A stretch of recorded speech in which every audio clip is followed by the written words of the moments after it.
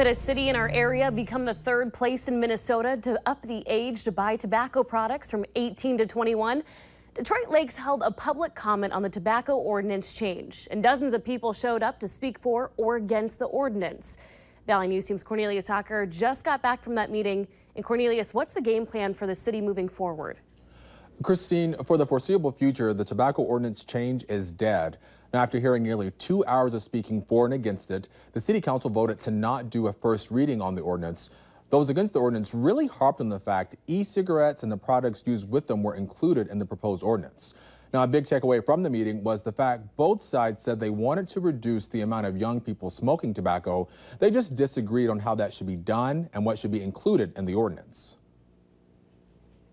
If I was not allowed to buy a vapor product before the age of 21, I would still be a smoker. When I turned 18, I got my first vaporizer and quit smoking immediately as a result. I'm the daughter of a woman who started smoking at 14.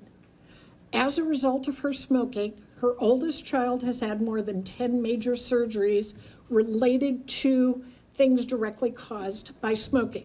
When I was 14, because of all the activities that I've been involved in, I was around 18-year-olds quite often. And I can tell you that while I myself do not smoke or vape, I know plenty of other students that have gotten and get their cigarettes along with other tobacco products from older students at school. I think everybody here is really for healthy communities and the future of our youth. I think that we should trust our youth to make the right decision for their life. If we give them the choice, they'll make the right decision. So could another proposed ordinance make its way to the city for consideration? The Detroit Lakes City Administrator Kelsey Clem says yes. No, whether that happens and if it doesn't include e-cigarettes, we'll have to wait and see. Christine? All right, thank you, Cornelius. 4 states, California, Hawaii, Maine, and Oregon, along with 2 cities in Minnesota, Edina and St. Louis Park, have bumped the tobacco buying age up to 21.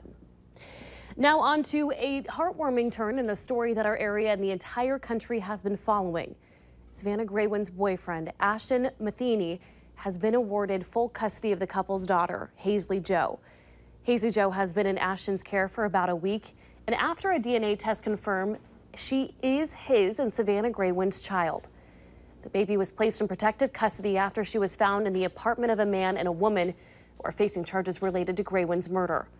While Matheny is still struggling with the death of his girlfriend, his lawyer says they are still trying to see this as a bit of good news, as a cause for celebration. We're having a baby shower actually for him tomorrow. We just wanted to have a little send off and some happiness after everything. Graywins' family tells us they have a good working relationship with Matheny. They spent time with him over the weekend. Coming up after weather, investigators are working to find out what caused this fire to destroy a garage in Hawley. Plus, Grand Forks wants to make it safer for your child to get to school.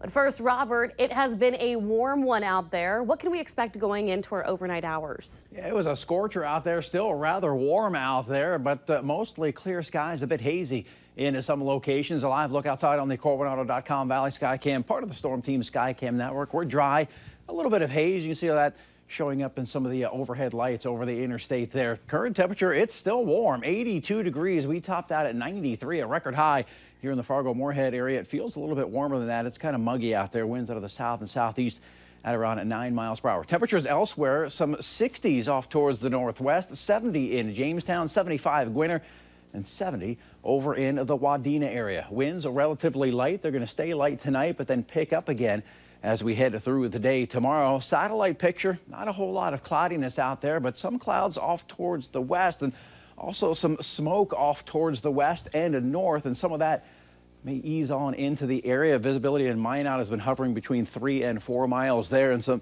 of that may make its way on into our area as we head through the overnight hours and into the day Wednesday. Underneath what clouds we have, no precipitation out there, but we are seeing a few showers and some thunderstorms down in parts of South Dakota. Most of this activity will stay south of our area, but a bit of cloudiness for our southern counties later on tonight, early tomorrow morning, but rain chances look to stay off to the south. More rain off toward the southwest, and the remnants of Irma continue to spin their way through the Tennessee Valley. Out in the Atlantic, there's Hurricane Jose drifting around out there. Where is he going to go? Well, according to the National Hurricane Center, he's going to drift off to the east and then make a U-turn back to the west and then Finally, most all models showing Jose curving out to sea. For us, as we head through the overnight hours tonight, mostly clear, a bit of haze, a bit of fog possible as well in a few locations.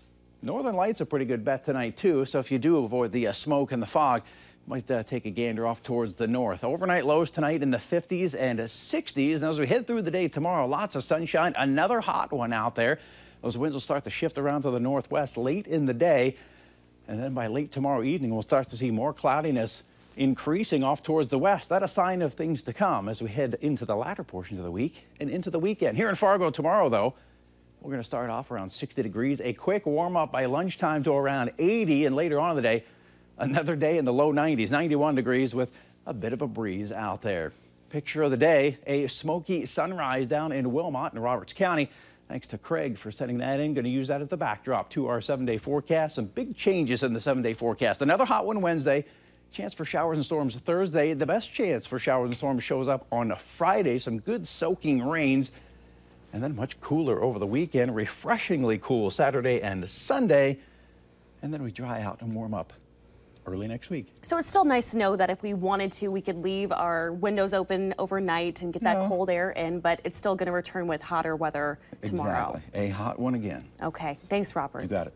New for you now at 9. Fire crews are working to figure out what caused a garage to go up in flames tonight. Holly Fire Chief Justin Martin says the fire started around 6 at a home just a few blocks away from the Holly High School. Martin says the fire was called in by the assistant fire chief. By the time crews got there, the garage was fully engulfed in flames. The Holly Fire Department was assisted by fire crews from Ullin and Hitterdal. The blaze was put out in about 20 minutes, but the garage is a total loss. No one was home at the time of the fire, and no one was hurt. The impact of the Equifax hack could be hitting close to home for hundreds of thousands of people in North Dakota. The North Dakota Attorney General says that more than 248,000 people in the state could be affected by the data breach. And he's urging people to take immediate steps to protect against identity theft. The hack could put your names, date of birth, social security numbers, addresses, and even credit card numbers at risk. Officials say putting a fraud alert on your accounts warns companies of possible unauthorized use of your information, and it lasts for 90 days. They also recommend you check Equifax's website to determine if you're affected. You also have the option of putting a security freeze on your credit report. We've got links and instructions on how to check if you've been impacted up on our website. Just click on this story at valleynewslive.com. Grand Forks wants to hear from you about what the best way is to get students across a busy street. This is after a kid was hit in the intersection of 40th Avenue South and South Columbia Road last year. Now, there's been discussion of putting in a pedestrian underpass. However, funding is a challenge for Grand Forks that has more road projects than money in its budget. Residents would likely have to cough up an extra tax dollar or two through a special assessment in South End neighborhoods. What we try to do is we try to utilize the taxpayer money to do the best that we can with the money that's available. The first of those meetings was tonight at 7 o'clock at South Middle School. If you missed that one, the second one will be held on Thursday at 7 at Discovery Elementary School. Electric companies are breathing a sigh of relief after multiple power outages happened throughout the valley today. Nearly 800 Cass County Electric customers in South Fargo have their power back after losing it late this afternoon. This is all because a contractor began digging in that area. Now, this is after another contractor dug in West Fargo that left nearly 900 customers without power for a time. And further west, another power outage occurred after a dump truck hit power lines on Highway 52 just northwest of Jamestown this afternoon. That has caused a massive outage for Otter Tail power customers in multiple counties.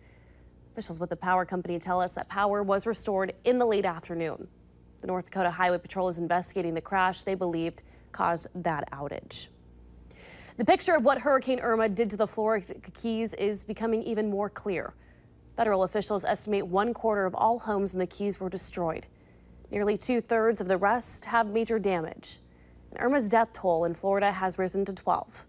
Mulalengi is in Florida floodwaters with the latest. The Gilbert family vacation home in Lower Matacumbe Bay Key used to be 3 stories tall. There's 3 units here that have disappeared into the ground or they're behind it. I don't know how it collapsed. The Gilberts were part of the long line of Upper Keys residents allowed back in to survey the damage. In Big Pine Key, Irma turned a trailer park upside down and tossed hundreds of boats like toys. In Lower Cudjoe Key, near where Irma's eye made landfall, Sean Street is still in shock after riding out the storm in her bathroom. Like, it hits home. It's totally different, you know? And it's not just us, it's everybody. Power crews have fanned out all over the state, working to restore electricity to millions of people. This is the first time in our company's history that we've had all 35 counties, 27,000 square miles of our service territory hit. The areas around Jacksonville got the northeast brunt of the storm, where winds, surge, and rainfall are the strongest. Irma swamped the city with record flooding. More than 350 people had to be rescued. The neighborhoods along the St. Johns River experienced the worst flooding. Folks who live here say more than 3 feet of water in this neighborhood. But as the water recedes here and across the state, the massive cleanup effort is just beginning. Sister Margaret Ann from a Miami area Catholic high school took a chainsaw to down trees in the middle of a road. Stand by me. And stars pitched in too, participating in a hurricane relief benefit that aired on more than a dozen networks, with proceeds going to survivors of both Hurricanes Harvey and Irma. Mola Lengi, CBS News, Jacksonville, Florida. President Trump has announced he'll visit Florida on Thursday. And another win for the Trump administration's travel ban today. The Supreme Court blocked a federal court decision that would have allowed thousands of additional refugees to enter the United States. For now, the administration can broadly implement a ban on refugees entering from 6 mostly Muslim countries, including Iran, Libya, Somalia, Sudan, Syria, and Yemen.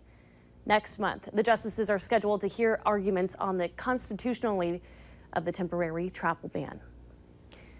Your new Miss America is Miss North Dakota. And as you just saw, that was the scene Sunday night as Bismarck native Cara Mund was crowned Miss America 2018. She is now the first Miss North Dakota to become Miss America in the 97-year history of the program. As you might expect, it's been a whirlwind past couple of days for Cara, but she found time for a phone interview. She hopes her success will inspire future generations. I just want all those little girls out there to know that, I proved that it doesn't matter, where you come from, or the number of people that say you can't do it. If you work hard and you're dedicated to it, it can happen. Mund was in New York this morning and is expected to travel to Los Angeles later this week. She said she'll be back in North Dakota in just a few months.